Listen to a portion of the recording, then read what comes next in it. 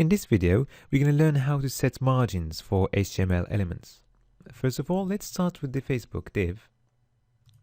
The syntax is pretty easy. We're going to use margin.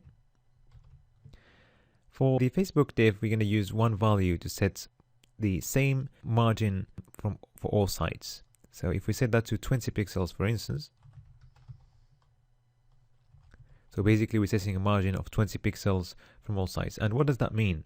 So that means that Facebook is going to have a gap between itself and any outside or any other elements or borders of the containing elements of 20 pixels from all sides.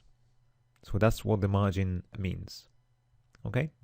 If we move to the Apple div, we are going to define the margin this time using four values. So let's choose 60 pixels for the top, 10 pixels for the right side, 30 pixels for the bottom one, and then 20 pixels for the right one.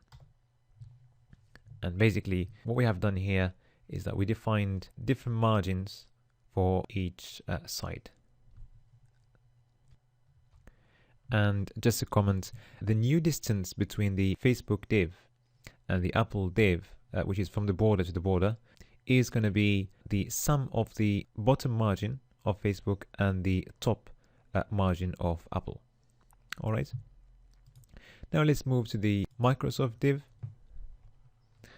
and let's set a margin using two values.